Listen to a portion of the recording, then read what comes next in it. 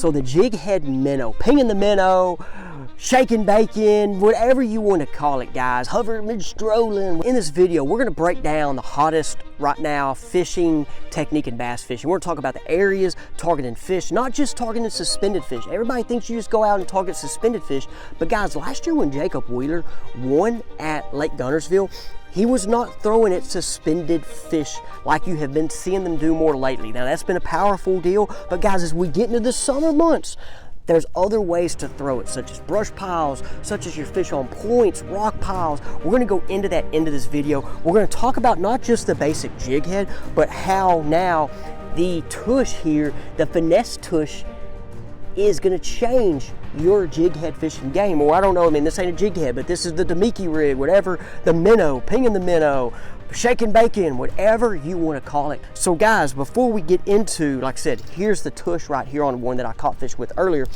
is when you're seeing these guys throw and they're shaking their rod, when they're up here shaking, okay?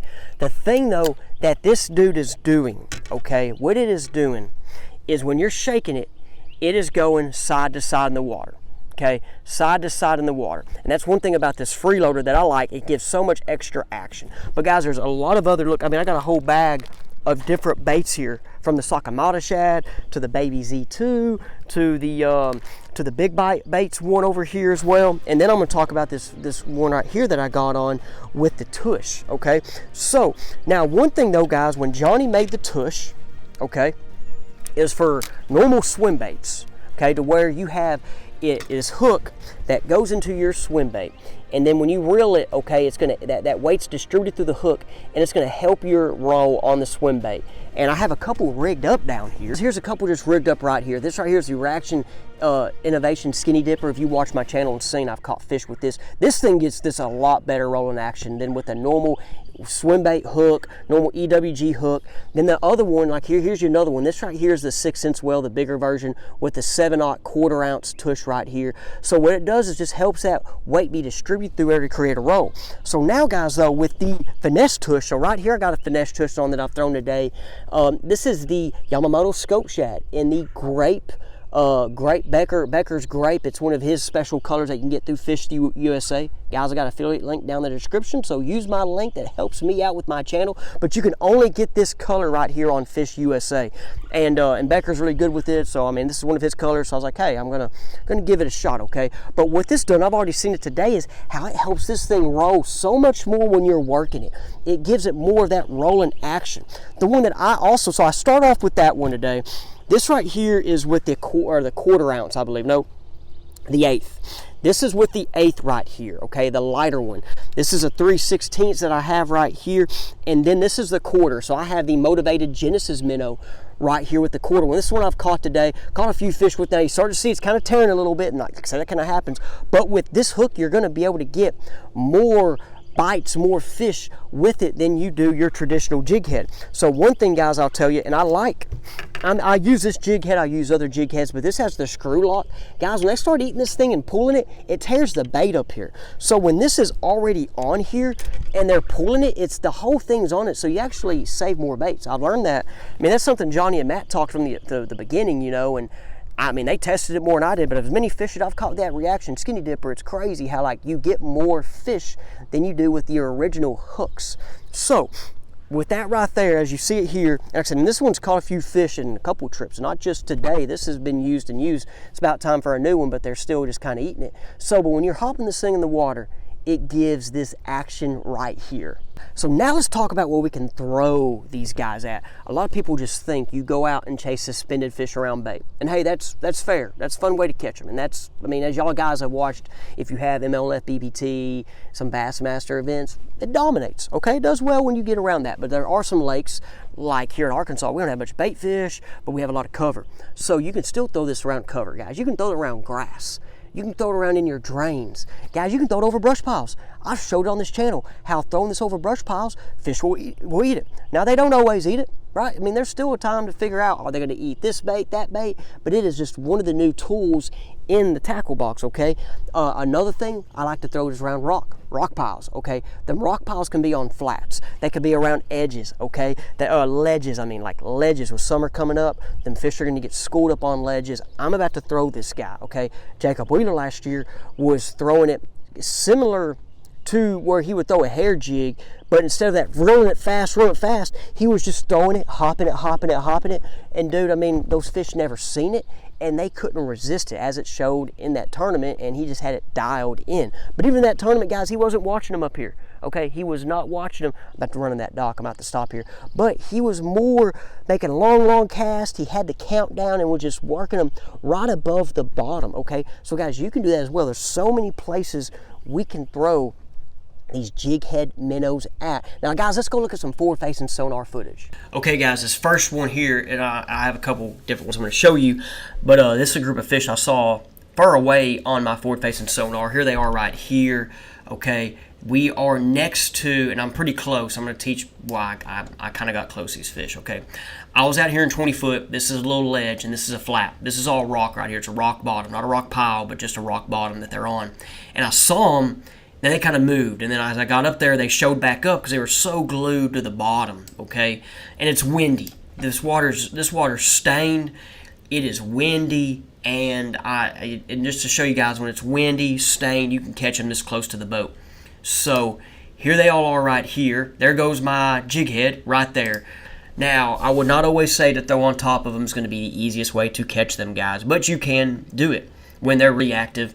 And when there's a group of them like this, if you do it right the first time and get one to come up and then start to kind of get interested and kind of get in that competition mode, then it's easier to catch them. Sometimes when they're singles and you drop it on them like this, it's, you know, so it's just kind of like a 50-50 scenario. So there it is right there. I'm now working it up, boom, I got that one, okay? So that was an easier situation, of course, but as you see them all, man, they all are right there, okay? There's my bait. There's my bait. Now, though, if you keep, what happens here? I'm just kind of showing. I caught another one. There goes. Okay, here's the other one. Then I threw in the water real quick, and there's my jig head. Boom, got another one, and there they go. Okay, so like I said, I got my jig head back in the water quick. Now there's a lot of clutter in the water right here. There's a lot of pollen. Like I said, there's debris. I was kind of in a river section of the lake. So there's my jig head right there. There's my jig head. I'm working it. Here they come, and boom. Okay, guys, this group of fish right here, and I caught one out of it, and it was right under 3 pounds of post-spawn fish. This group of fish was under a dock, and I'm just going by the way, and then all of a sudden they just kind of got out and started roaming, and I saw them coming at me. And so I real quick made a cast, and as you see, these guys were in a feeding mode, and when there's a bunch of them, and they get in a feeding mode, then it's you know, good chance you're going to catch one. And, you know, the biggest thing here, though, is I kept it above them. I didn't, you know, I threw it in there. I started working it right here. And then they went up, boom, got that one. They're fighting for it.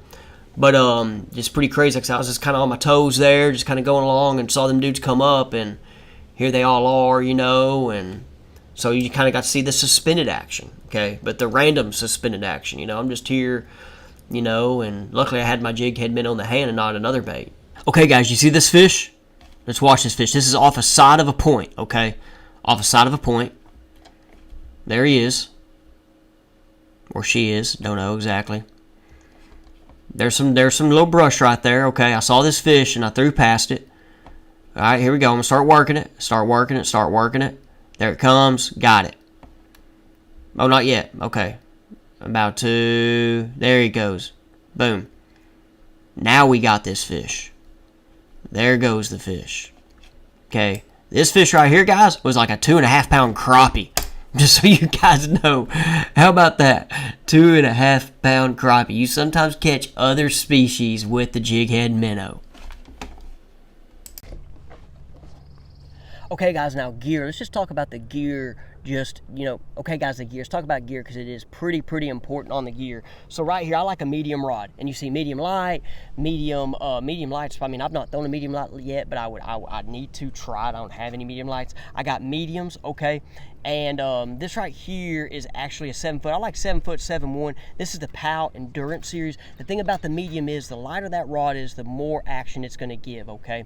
Now, depending on you know, your length, like I said, I've seen anyone use from 7 foot to 7.3. I probably need to try that longer rod because I got 7 to 7.1s, okay. Now on the line, okay, I like to go braid to fluoro, okay. Now my fluoro leader, I've used anywhere 10 to 12 pound. You've seen like guys mention 6 to 8.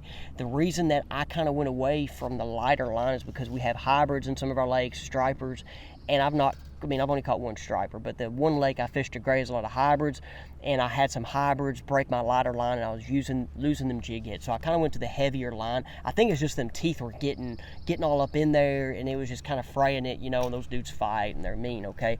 The braid, you know, 10-pound braid, you know, I mean, the braid's just kind of your preference there. Now, one thing, though, guys, you might make fun of me. Some guys, I mean, some of my guys have made fun of me, but I don't really care. I never liked I throw a bait caster with this on the right side, okay? And everybody said throw it on the left. And guys, I put it back on the right a long time ago. I just didn't like it, you know, I just didn't feel comfortable. But guys, if you start looking, watch some of them pros. I'm not gonna name their names. They've put it back on the right. Some are still going left, some are right here, and it's because of that action. So if you are struggling to get bites with this, and it's on that left side, so yeah, I can't do it. Like this guys, for some reason I can't. For some reason, guys, like talking about being like doing stuff different. I hit a baseball this way. I ride a skateboard and a wakeboard this way. So I don't know if that'll make any sense to me. So I'm like goofy footed, but when I'm skating, but when I'm batting right-handed. So that don't make sense. But I cannot do this is what I'm saying. But on this, you know, I put it back here, man, I got it perfect. But when I've done some on the water lessons with people, I've noticed that. I'm like, hey, put it on this side. And they're like, no, I got it, you know, this side. And they go through the whole problem. I'm like, nah, dude, you're not comfortable doing it. So guys, that's my little extra tip there. If you stayed through the whole video and saw that, you just got some extra juice, okay?